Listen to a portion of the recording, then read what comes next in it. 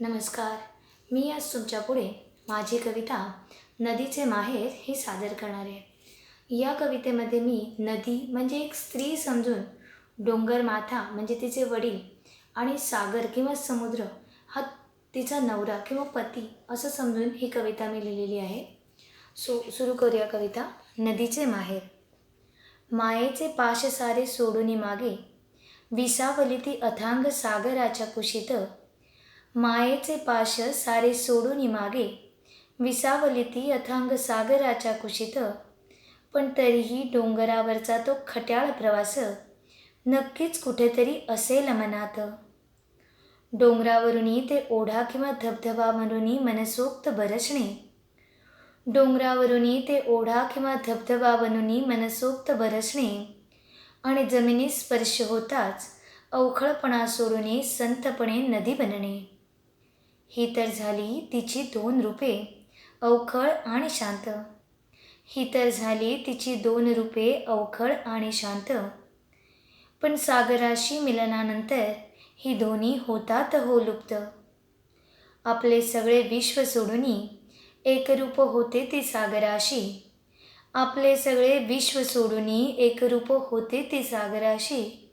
पण खरे सांगा, कधीतरी पित्याची आठवण काढत असेल ना ती स्वतःशी? कदाचित त्या आठवणींनी येणारे ते हुंदकेच असतील त्या सागराच्या अवखळ लाटा. कदाचित त्या आठवणींनी येणारे ते हुंदकेच असतील त्या सागराच्या अवखळ लाटा.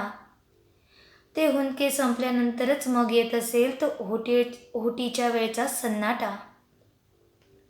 कधीतरी मात्र मग अधीर होत असेल मन तिचे पित्याच्या मिलनासाठी.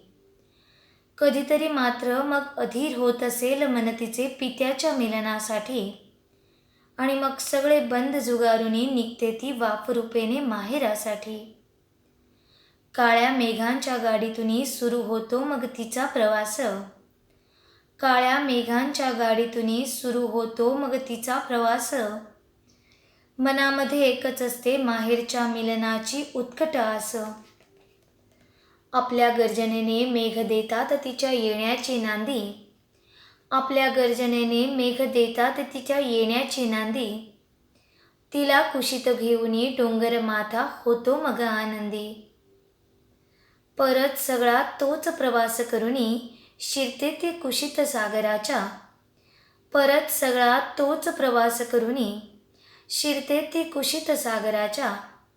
कारण त्याशिवाय मिळणार नाहीत तिला त्या गोड आठवणी माहेराच्या. कारण त्याशिवाय मिळणार नाहीत तिला त्या गोड आठवणी माहेराच्या.